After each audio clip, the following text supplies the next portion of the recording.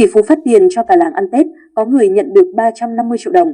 Từng được dân làng gom 76 quả trứng và tiền cho học đại học, tỷ phú này phát tiền cho người dân ăn Tết, có người nhận 350 triệu đồng.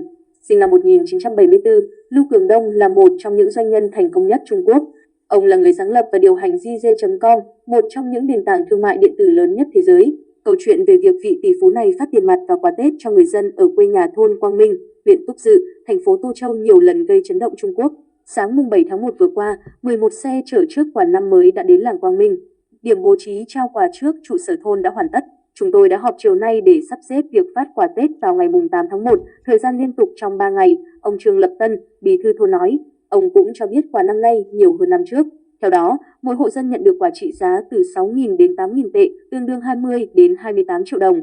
Ngoài ra, ông còn chuẩn bị phong bì tiền mặt trị giá 10.000 tệ, khoảng 35 triệu đồng, cho hàng trăm người trên 60 tuổi trong làng và 100.000 tệ, khoảng 350 triệu đồng, cho giáo viên tiểu học ở trường từng theo học. Đây không phải lần đầu tiên ông phát tiền và quà Tết cho người dân quê nhà.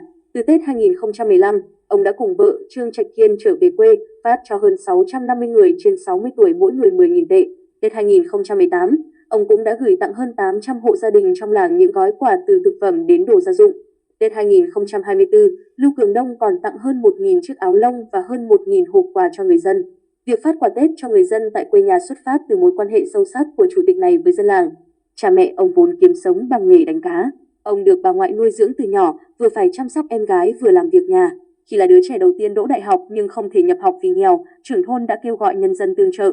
Cả làng đã góp 500 tệ và 76 quả trứng cho chàng trai trẻ nhập học. Ân tình này luôn được Lưu Cường Đông ghi nhớ.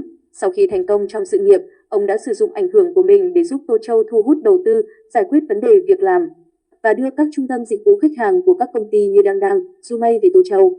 Ông đã đầu tư 4,5 tỷ tệ để phát triển công viên công nghệ thông tin JD.com tại Tô Châu. 2 năm trước, Lưu Cường Đông đã quyên góp 100 triệu tệ để giúp phát triển giáo dục tại địa phương.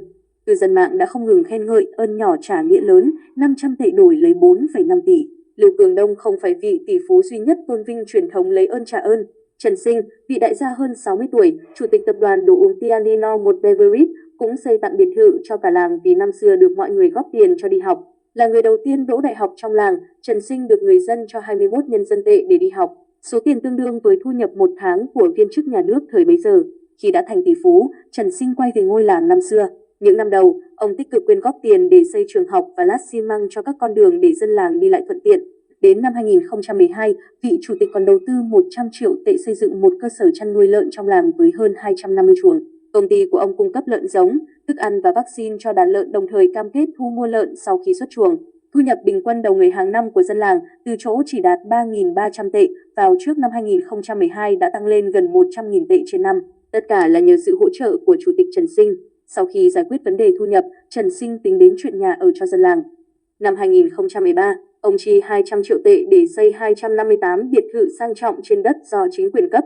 Mỗi căn biệt thự rộng 280 m², gồm 5 phòng ngủ, 2 phòng khách, 1 nhà xe và vườn. Với tầm nhìn dài hạn, vị đại gia còn xây thêm một số dãy biệt thự nhỏ ở quê nhà để phát triển du lịch nông thôn. Việc này có thể đem lại cho người dân nơi đây thu nhập khoảng 30.000 tệ mỗi năm.